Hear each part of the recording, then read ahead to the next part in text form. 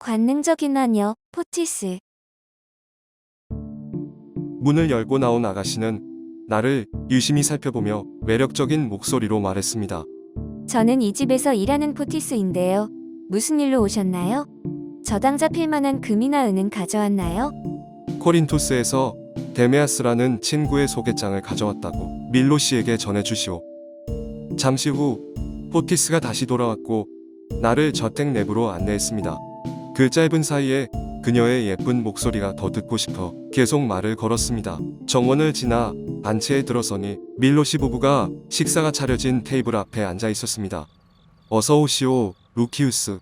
데메아스 덕분에 명문가의 귀인을 만나게 되니 참으로 영광이오. 누추하지만 히파타에 머무는 동안 이 집에서 편하게 지내시기 바라오.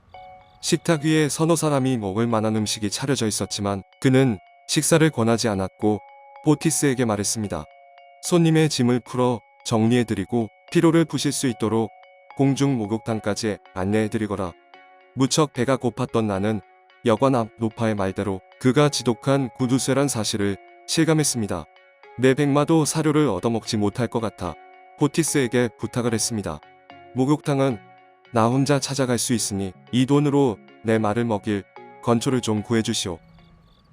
나는 정원으로 나와 집 구경을 하는 동시에 내 짐을 풀어 정리하는 포티스를 힐끔힐끔 쳐다보았습니다.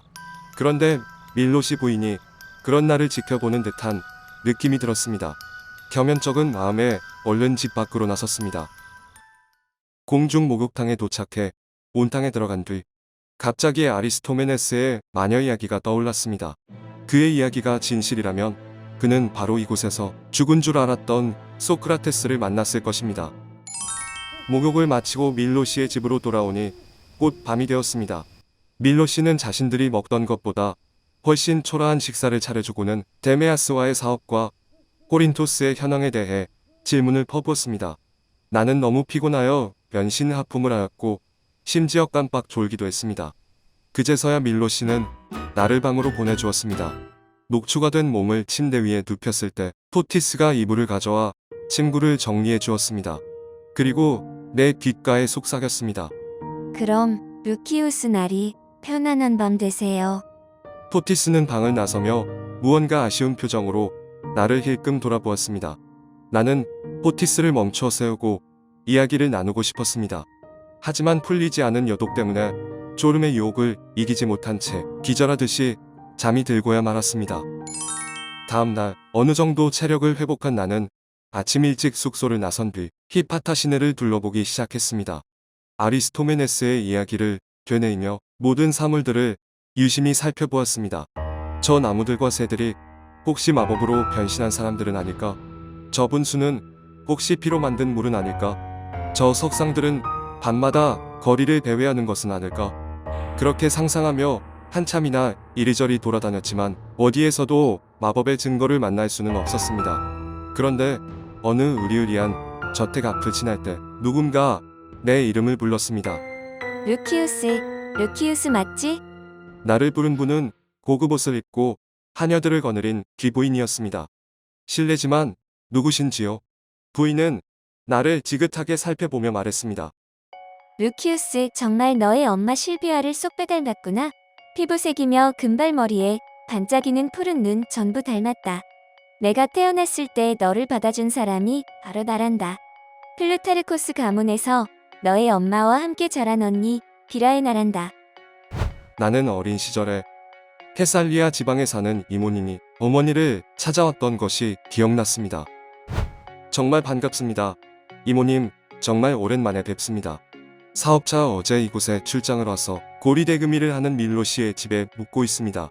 순간 이모님은 표정이 잠시 굳어졌다가 다시 웃음 띤 얼굴을 하고 어서 우리 집으로 들어가자고 말했습니다. 큰 저택의 앞마당은 황홀할 정도로 멋진 정원이었습니다. 나는 이모님과 가족들에 대한 안부를 나누며 정원을 거닐었습니다. 곳곳에 여러 신들을 조각해 놓은 석상들이 서 있었고 온갖 종류의 조경수들이 가득 차 있었습니다. 한참 이야기를 나눈 뒤 이모님은 하인들에게 모두 물러가라고 했습니다. 사랑하는 루키우스, 너에게 꼭 해줄 말이 있구나. 나는 방금 저기 보이는 순결한 처녀신 디아나에게 제발 너를 지켜달라고 기도했단다. 너는 조카지만 내 친자식이나 다름없단다. 네가 믿을지 모르겠지만 밀로 씨의 부인 밤필레는 사악하기로 소문난 마녀란다. 도시 사람들 모두가 알고 있는 공공연한 비밀이지.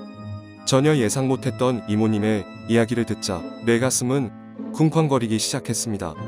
너처럼 잘생긴 젊은이를 보면 눈독을 들이다 애인으로 삼아버리는 걸로 유명하단다. 마수에 걸려든 뒤 도망치려고 하면 그 무서운 마녀가 너를 동물로 변신시킬 거야. 심지어 죽임을 당할 수도 있어. 루키우스, 어서 그 집에서 나와서 이 집으로 들어오거라. 사실 여기는 너의 집이나 마찬가지란다. 순간 두려운 마음에 얼른 이곳으로 도망쳐야겠다는 생각이 들었습니다. 반면에 이모님이 늘어놓는 무서운 이야기를 들을수록 오히려 호기심은 점점 증폭되었습니다. 마음 한켠에서는 판필레가 부리는 마법에 걸려보고 싶다는 어리석은 충동마저 들기 시작했습니다. 이모님, 그래도 밀로 씨가 저를 정중하게 손님으로 맞이해 주었으니 일단은 그 집에서 머물도록 하겠습니다. 하루빨리 빠져나올 구실을 만들어 이곳으로 오도록 하겠습니다. 나는 이모님을 안심시켜드리고 약속이 있다는 핑계를 대며 서둘러 작별 인사를 건넸습니다. 그렇게 저택에서 빠져나와 밀로 씨 집을 향해 뛰는 듯 빠르게 걸어갔습니다. 그리고 귀신에 홀린 것처럼 혼잣말을 늘어놓았습니다. 밀로 씨의 부인이 메로의 판티아 같은 마녀였다니. 이 도시에 도대체 몇 명의 마녀가 살고 있는 거지? 하지만 루키우스, 드디어 기회가 왔어. 어렸을 때부터 동경해왔던 마법을 직접 접할 수 있는 절호의 기회를 잡은 거야. 어린애처럼 겁을 먹지만 않으면 놀라운 모험을 하게 될지도 모른다고. 물론 소크라테스처럼 마녀의 마수에 넘어가면 절대 안 돼. 하지만 포티스를 유혹해서 내 편으로 삼을 수만 있다면 마녀의 비밀을 알아낼 수 있을지도 몰라. 마침 무척 예쁘게 생겼잖아. 어젯밤에도 나와 함께 있고 싶어 했던 게 틀림없어. 루키우스, 포티스에게 가서 속마음을 한번 떠보자. 밀로 씨 집에 도착하자 마침 두 부부는 보이지 않고 포티스 혼자 부엌에서 요리를 하고 있었습니다. 콧노래를 흥얼거리며 리듬에 맞춰 엉덩이를 살짝살짝 흔들고 있었습니다. 그 모습이 너무나 요염해 보여서 한참을 멍하니 바라보았습니다. 그러다 목소리를 가다듬으며 말했습니다. 포티스, 흥겹게 요리하는 모습을 보니 구미가 당기네. 당신이 내는 맛이 궁금해서 손가락으로 찍어 먹어보고 싶어.